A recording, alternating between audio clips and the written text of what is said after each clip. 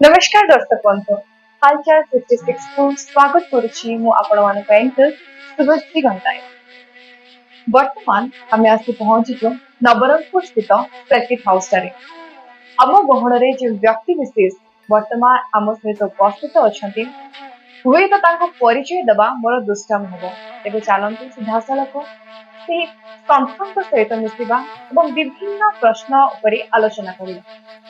नमस्ते बाबा आपण को हालचाल 66 को स्वागत एवं नवरंगपुर माटी को मध्य ये पवित्र माटी को आपणकर पाद द्वारा आउ जो पवित्र करिसेंती तपे स्वागत एवं अभिनंदन जनाऊंगी। सबसे पहले तो मैं आपसे ये पूछना चाहूंगी विहंगम के बारे में आप क्या कहना चाहेंगे? हमारी भारतीय योग विद्या बहुत ही प्राचीन है। सृष्टि के आदि काल से ही जी ये योग विद्या हमारे देश में संपूर्ण विश्व को आलोकित करने के लिए योग की ही संपूर्ण धारा को विहंगम योग के रूप में प्रणेता सद्गुरु सदाफल जोगी महाराज ने प्रकट किया है और जन जन के कल्याण के लिए इसे अपनी साधना के माध्यम से स्वर वेद में अभिव्यक्त कर दिया।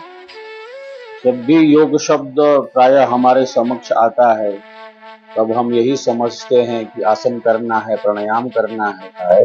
इस प्रकार हम अपने मन को नियंत्रित और संयमित करके अपने जीवन का भौतिक एवं आध्यात्मिक विकास कर सके। हमारे अंतःकरण में बहुत बड़ी शक्ति है। इस शक्ति का वास्तविक उपयोग हम किस प्रकार कर सकते हैं, यह इसकी साधना विधि। बाबा जी मैं आपसे ये पूछना चाहूंगी आप योग जो बोल रहे हैं योग और स्पिरिचुअलिटी का कनेक्शन क्या है? प्रत्येक व्यक्ति के अंदर अनंत शक्ति, हम सबके भीतर सूक्ष्म रूप से परमात्मा ही स्थित है। मैं प्रायः कहता रहता हूँ कि सब प्रभु के जीव हैं और सबके भीतर वही शक्ति सूक्ष्म रूप से स्थित है। तो जितना हम अपने मन को नियंत्रित और संयमित करते हैं, हमारे जीवन का उतना ही आध्यात्मिक विकास होता है। आज जो मनोचिकित्सक हैं वह यह बता रहे हैं कि जब एक व्यक्ति, अशांत व्यक्ति विहंगम योग की क्रियात्मक साधना का अभ्यास करता है तो उसका मन सहज एवं शांत होने लगता है।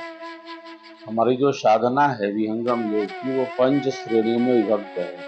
प्रथम भूमि की साधना से ही हमारा मन शांत एवं सहज होने लगता है।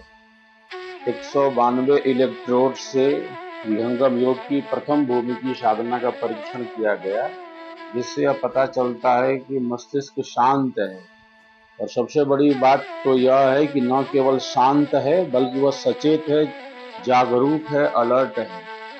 इसे हमारे वैज्ञानिकों ने नाम दिया है शांतिमय सचेत अवस्था। तो यह योग अध्यात्म को वस्तुतः विज्ञान के प्रमाण की आवश्यकता नहीं है, क्योंकि हमारे जो ऋषि थे वे पूर्ण चेतन वैज्ञानिक थे। लेकिन आज जो भौतिक विज्ञान के द्वारा जो परिणाम हमारे सामने आ रहे हैं इस साधना पद्धति के, वह बहुत ही आश्चर्यजनक है और सबके लिए बहुत ही सुखद है। इसलिए आज मनोचिकित्सकों में ध्यान के प्रति आस्था बढ़ती जा रही है। वे मनोरोगियों को ध्यान करने की सलाह दे रहे हैं। इस प्रकार से संक्षिप्त अभ्यास से हम अपनी मानसिक शक्ति का सुधार कर सकते हैं, मनोबल बढ़ा सकते हैं और अपने भीतर उतर सकते हैं। आज आजकल के ज़माने में जो युवा पीढ़ी है, तो वो गलत रास्ते पे चल रहे हैं। उनका मन भटक रहा है, तो उन सबको at the end of this interview आप क्या सलाह देना चाहेंगे?